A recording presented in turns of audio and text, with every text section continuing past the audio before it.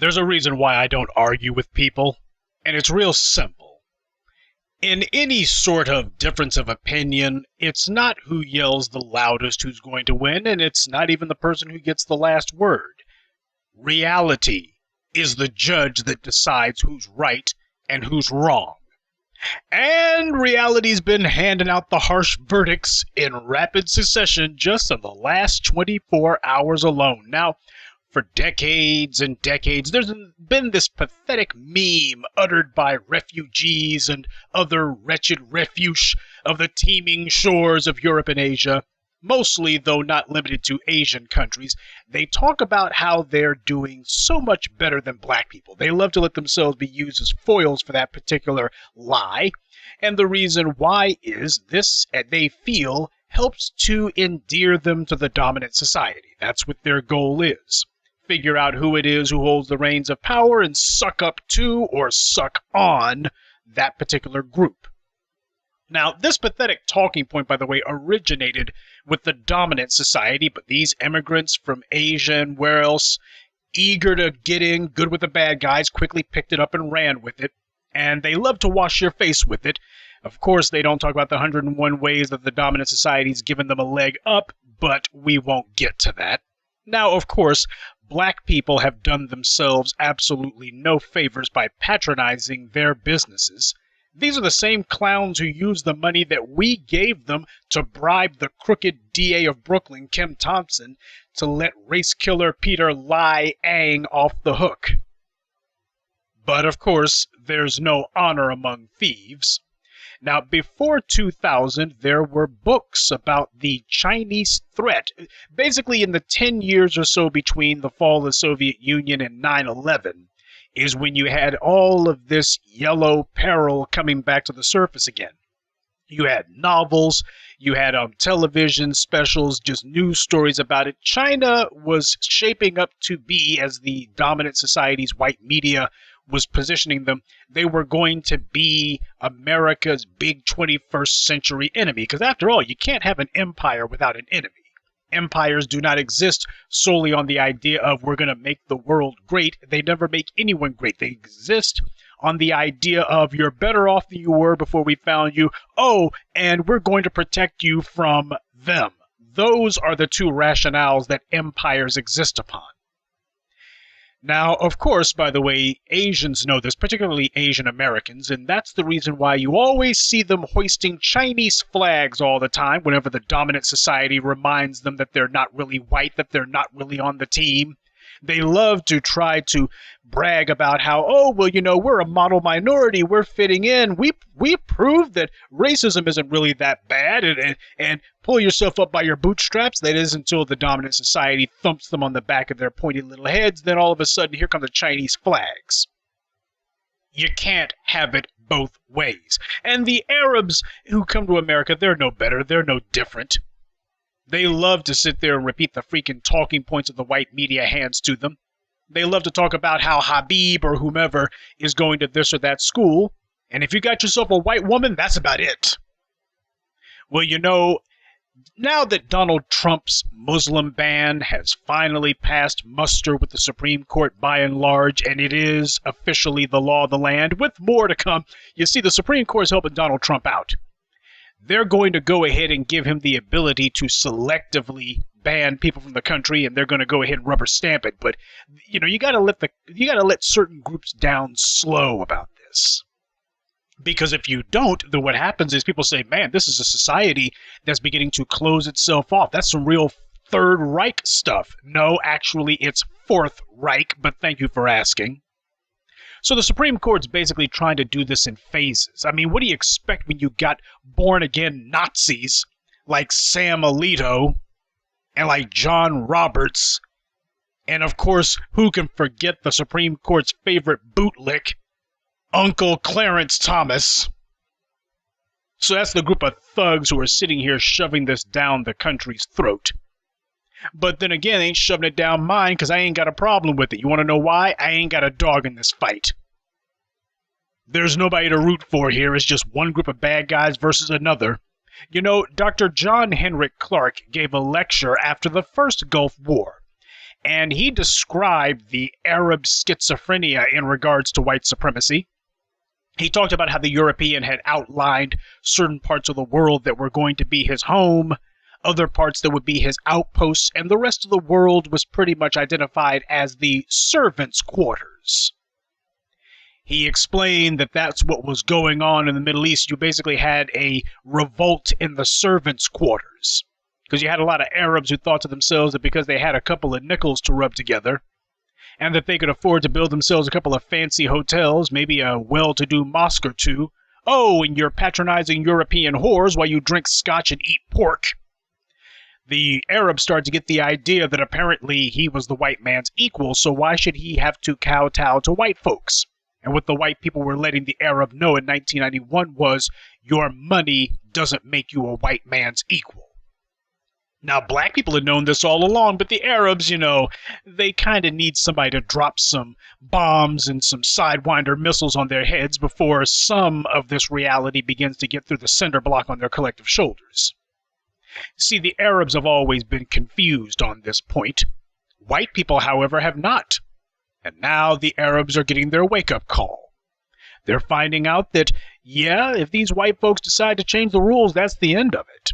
So you've always had white people who have denied this reality, but now that it is coming to pass, in no uncertain terms, where are the white people at who are saying, well, you know what, we object to this? Where are the thousands and hundreds of thousands and millions of white people taking to the streets and saying, this is not our America, we don't stand for this? They ain't nowhere to be seen.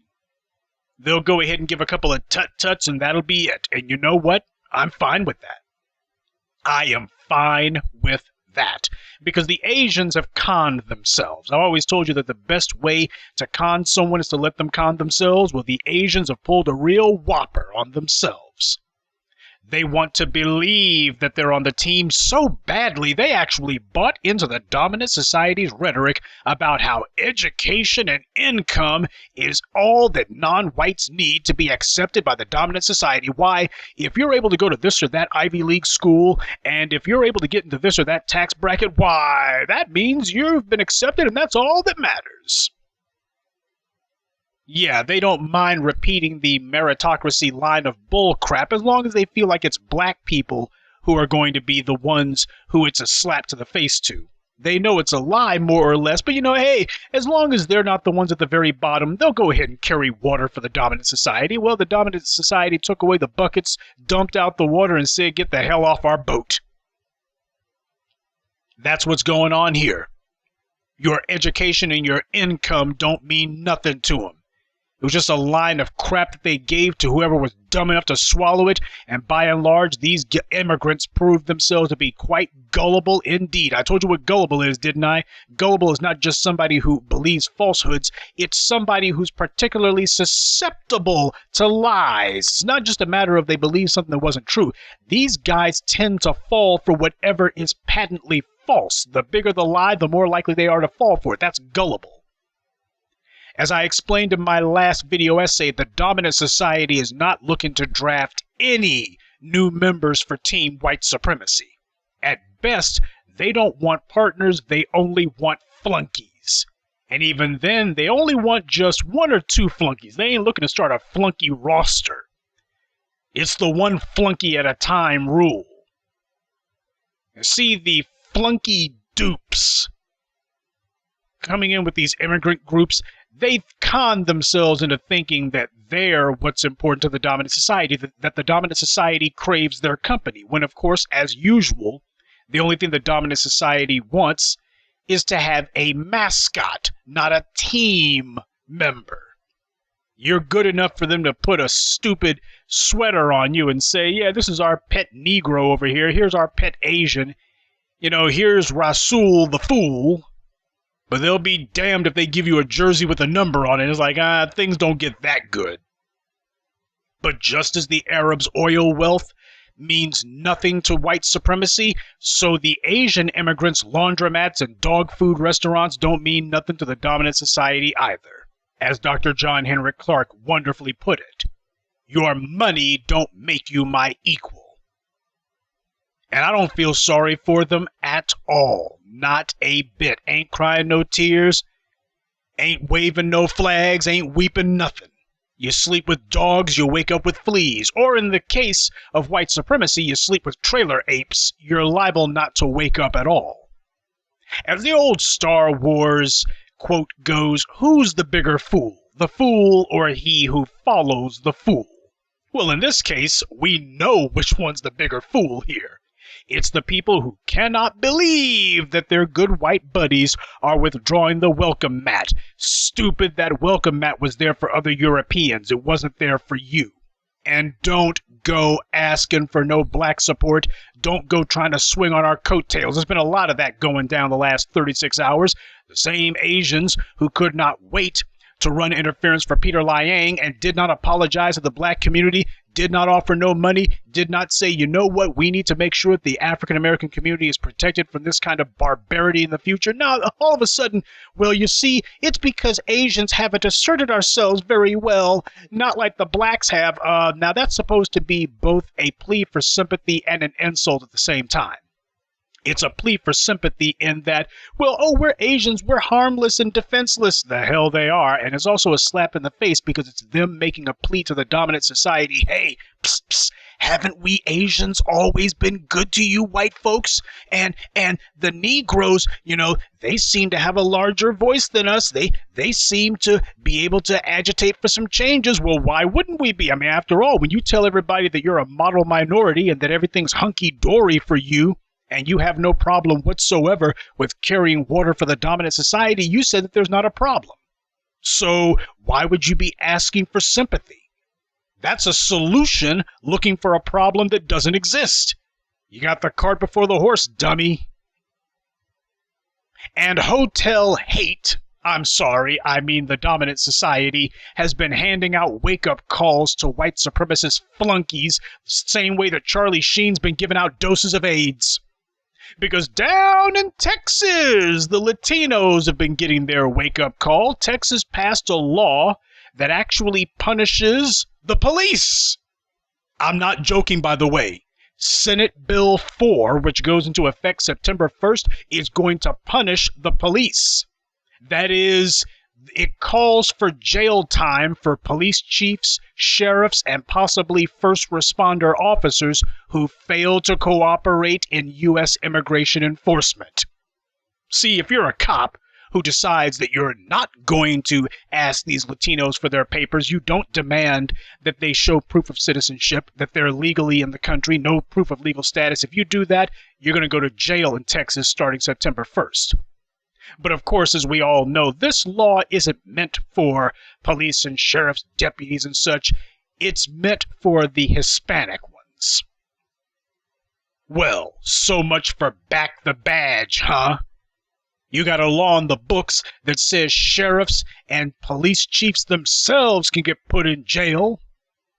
And these guys are making it clear that it's not obey the law, it's obey white people. They're not even making a pretense about it anymore.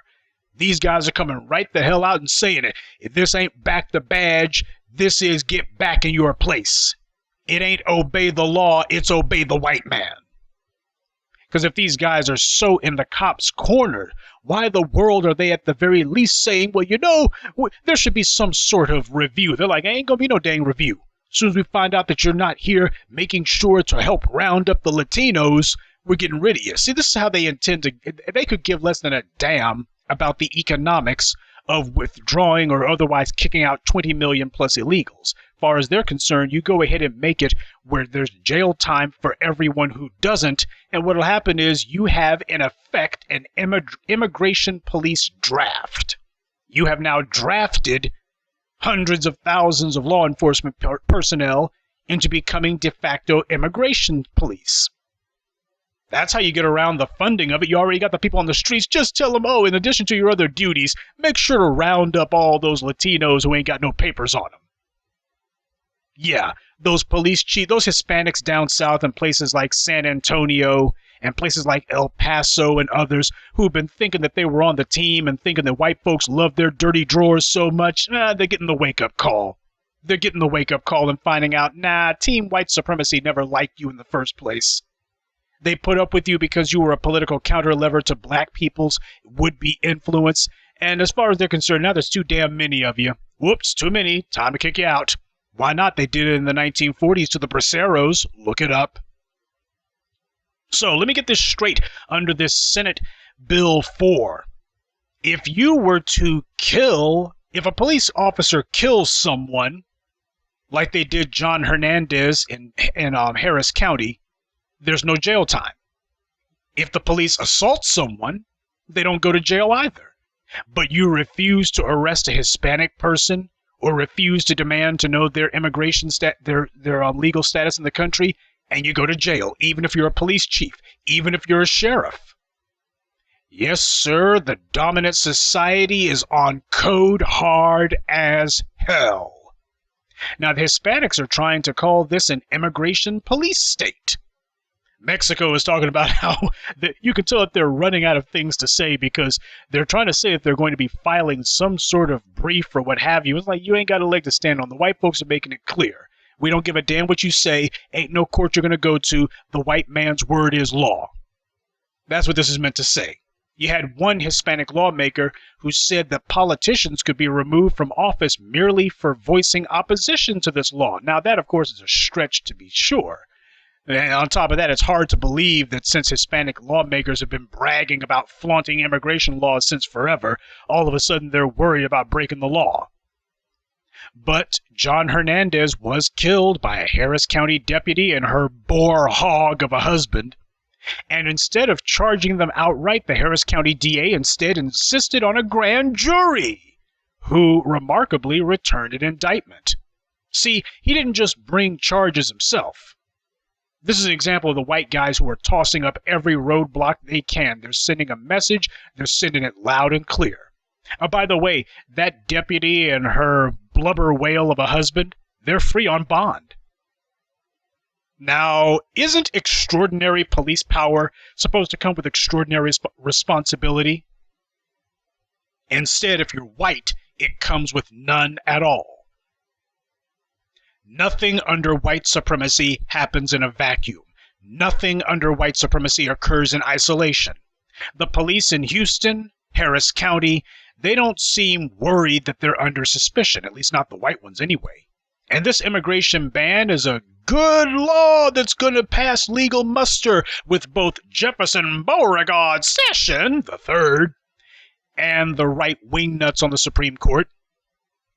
Don't expect to see any of the garbage that was going on when Eric Holder or Loretta Lynch were in charge of the Justice Department.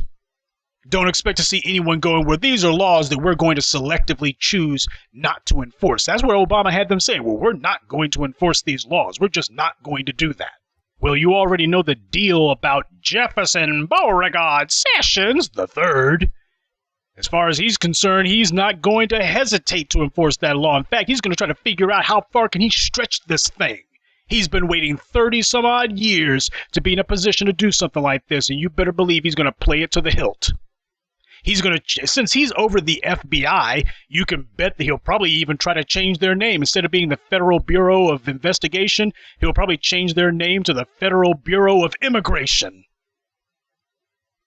Expect that to happen in a de facto sense, if not a literal one. Yes, sir, and as for the Supreme Court, well, with Sam Alito and the rest of the thugs there, as far as this law, Texas Senate Bill 4 is as good as constitutional. You might as well go ahead and save yourself the trouble. The ACLU and other assorted white hypocrites are saying that they're going to go to court. Great. Hope you get to the Supreme Court fast so we can go ahead and get the judicial ruling saying that it's constitutional. The pale males fully realize that they're never going to have a better chance than right now to try to freeze the country demographically and even turn back the clock. That's what this is about. They're making no bones about it, and what they want is for this to become the law of the land, but they also want for it to become ingrained in the society. They are not interested in having to fight any wars with anybody in order to make sure that America remains majority white. What they intend to do is all these Hispanics who thought that they were in the country, man, I've heard stories about folk who have been in the country since they were kids, got kicked out. They are not playing. Hispanics apparently thought that they were going to be appealing to white people's sense of sympathy, and they found out that they're dealing with a creature who has no sympathy. They thought that they were going to get white liberals to take their part, and the white liberals ain't nowhere to be seen. You ain't seeing nothing on the news talking about Lupe and Jorge, been in the country since they were 6 weeks old because mom came over when she was pregnant.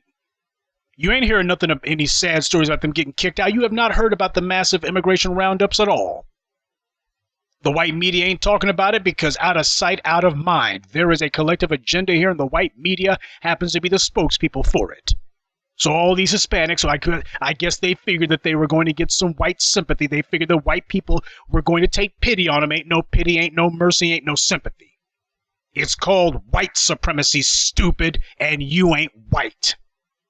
The brutal reality of white supremacy is coming back with a vengeance.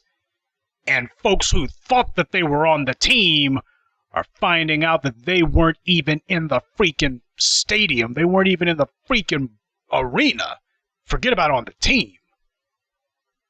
And no, I do not want to hear any of you Hebrew Israelites or whatever, any of you brain-dead dead-enders who are going to try to resurrect the old rotted corpse of the Black-Brown Alliance. There has never been a Black-Brown coalition, and there damn sure ain't going to be one now. Too late to be putting together your alliances now. The time to be doing that is when you had Hispanic thugs who were killing black people in California and Florida and Texas. That was the time to be talking about a Black-Brown coalition. Black-Brown coalition was back when you had Hispanics who were getting to positions of authority, and instead of deciding that they were going to close ranks with white folks and try to lock black people out, it's like, oh, so we can get a spot on the team. These white people are acting friendly toward us. Oh, so that means we're on the team.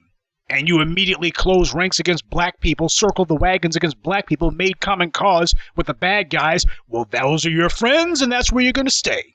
You got real close to white supremacy, and that means the white folks ain't got very far to go to put that knife in your back. You got real close. That means it's going to be easier for them to slit your throat. And don't ask for any sympathy. Ain't no friends over here. You don't have friends here. What you have happen to be the enemies that you worked long and hard to make. That's what happens when in California and Florida you've been waging an outright race war against black people, and you've had Hispanic legislators, and I ain't even talking about light, bright, dang near white legislators like a Ted Cruz or on a good day, if the sun's really bright, Marco Rubio. I'm talking about these basic brown Hispanics, man. I'm talking about the folk who basically ain't much lighter than the average, biracial. These are the ones I'm talking about. After Hurricane Katrina, you had Hispanics bragging about how they would push black people out of New Orleans. So now that these wannabe Caucasians are getting a reality check, I'm supposed to feel sorry for them? I don't feel sorry for someone who's finding out the truth, no matter how much they may not like it. Now, we're on code over here. Problem is, we got a lot of fakers, frauds, and phonies in the black community who have invested their entire pathetic lives in trying to get support from everyone except black people. These are individuals who love to get in front of the cameras because they think it raises their profile and makes them important. And to some people it may, but not to black people who got their heads on straight. These black misleaders, Generation X, ain't eager to follow them, and the millennials won't follow them at all. So what they've been reduced to is looking around to figure out if there's somebody else who they can con out of a couple of dollars. And these fakers, frauds, and phonies, their white benefactors are pretty much done with them and cutting them off. So now these clowns are trying to figure out how to suck up on other groups for support. Again, they're looking to everyone except black people because they know that they're not going to get any support from black folks. We've seen these corrupt and crumbling con men and con women for too damn long, and just looking at them makes us want to puke.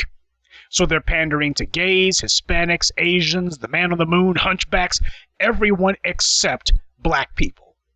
But even if they came to us, that wouldn't make it okay. Even if they finally had a moment of clarity and said, "Ooh, I need to get some black support," it's not like you would get it from us. Just understand, the white media is going to try to drag out some of these corrupt black con men and women so that they can perpetrate a fraud that black people somehow care what happens to these groups who have historically maligned and attacked us. Now, you need to be on the lookout for these black fraudsters. Call them out. You don't let Joy Reid or freaking Roly-Poly Martin or any of these other chumps. I don't give a dang who it is. If it's Sean King, I don't know if he's been doing it too much. Occasionally he does. He has a bad case of foot and mouth disease every once in a while. Though if it's somebody like Melissa Harris, Von Steubenberg, Joshua Cronkite, Lacewell Perry, if she gets out there and says something stupid, you know to look out for that. But just watch out, because there are going to be some black politicians, some civil rights retreads, who are going to call themselves saying, oh, well, what's happening to Hispanics is no different than slavery, I tell you. Slavery, I tell you. When you see these morons, you call them out. Do not let them just get away with it.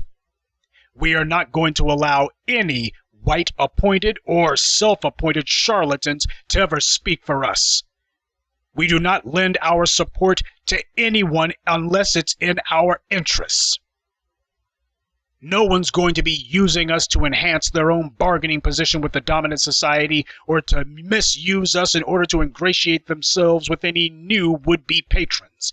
The day of people using black folks as props to forward their political agenda is over. We do not support anyone beyond the extent to which they supported us. Those who only supported us a little will only receive a little support from us, no matter how much they're getting their butts kicked. And those who have not supported us at all will get less than nothing from us, ever.